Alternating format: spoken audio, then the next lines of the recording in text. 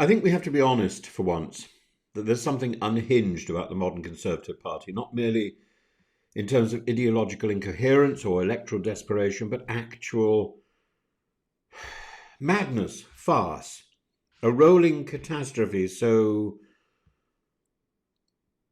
operatic in scale it would make Puccini blush and Offenbach envious. A party once famed for cold pragmatism now resembles a music hall act, where each performer is more delusional than the last. Liz Truss is selling whiskey for a convicted thug. Boris Johnson is flirting with defection, like a Shakespearean ghost demanding revenge.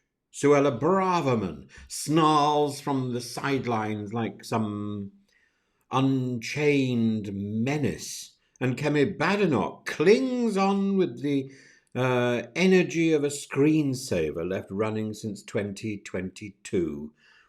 Let's begin with Liz Truss, the shortest serving British Prime Minister in history. 49 days, or as some put it, less than the shelf life of a supermarket lettuce. She's now resurfaced as a strange sort of libertarian evangelist peddling nonsense on stages in Hungary while grinning beside bare-knuckle fighters convicted of assault. The Joyce incident, the whiskey promo mugshot with a man jailed for battering a pensioner, is not just a lapse in judgment, it's a parody of political decay. She tells us that free speech is dead in Britain because a woman was jailed for inciting racial hatred online, not, mind you, jailed for speaking out, but for deliberately poisoning the civic space with violence. This was not the Magna Carta being trampled, it was textbook public order offence, and yet Truss lauds Hungary, Viktor Orban's Hungary, as a haven of liberty. Truss is not just wrong, she's profoundly unserious. And like so many people lauding the freedom bandwagon, she's got it wrong. And what of Boris, the great blonde hope who now haunts the margins of Reform UK, like some sort of spectre drifting around my old school? There we always talked about the woman in white. Now it's the man with a hairstyle that mirrors my own, a fright. There are whispers of his return, or worse, of his defection. Now, let's be clear, the Tories cannot bring him back. He's not Cincinnatus. He's Caligula with a classics degree, and he presided over the largest peacetime expansion of legal migration in British history. He lied to Parliament. He lied to the Queen. He lied on the sofa. Well, actually, maybe he didn't lie on the sofa. He just stayed. Oh, let's stay the sofa. Oh, come on, lads. Biscuit game. And yet there are still murmurs that he might return like some weary messiah to save a party he personally detonated. Reform UK, of course, would never survive his embrace. Maybe we should be grateful. Farage would not share the limelight. Johnson is too contaminated, too needy, and crucially too bored by detail to run a real insurgency. Once you've done big meetings abroad, frankly, the thought of dealing with British party politics must gall, mustn't it? The thought of being sacked for having a cake, that must really hurt. But the fact that the idea even floats in Westminster shows how desperate the right has become.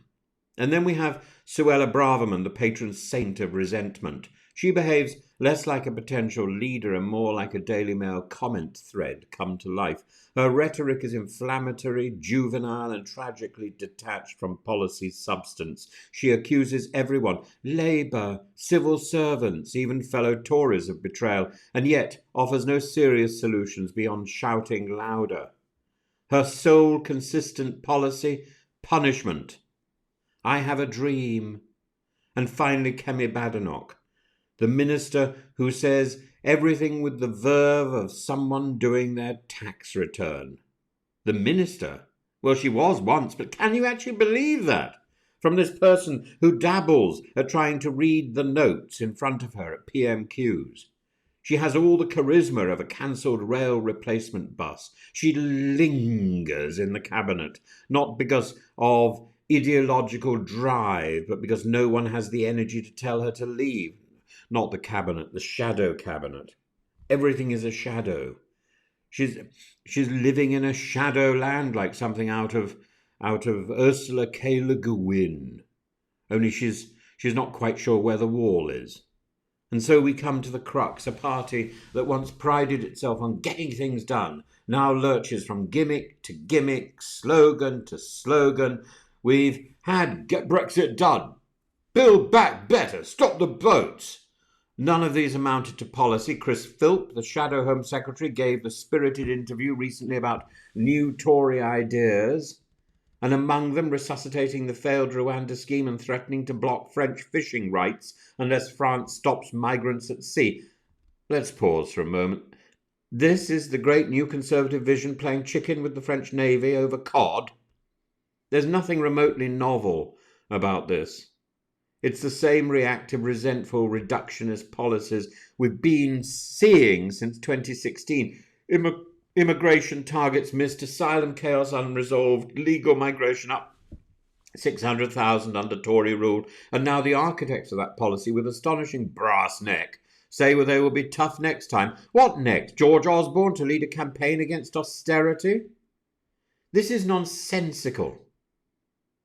We need to change the record. We need to change the tune. We need to recognise that actually we need to put migrants to work. We need to recognise that they have value and humanity. And somebody has to call that out. Somebody. If Labour's not going to do it, then maybe the Tories should do it. Turn over a new leaf. Even Andrew Neil, no friend of the left, has reached the end of his tether or reached for the sick bag. He told viewers, let me be very honest, some extremely significant mistakes were made. That's political code for they've completely lost it. When someone like Neil, who gave Thatcher a platform and made the spectators sing with purpose, starts speaking like a jaded social democrat, you know the game's up. This is not a functioning opposition. It is not a government in waiting. It's a confederacy of dunces armed with microphones and grudges. The modern Conservative Party is less a party and more a retirement home for delusional fantasists who still believe they're Churchill or that they're standing on the white cliffs of Dover. And tragedy, of course, is that while they play out this absurd theatre, 1,200 people arrived on small boats last Saturday.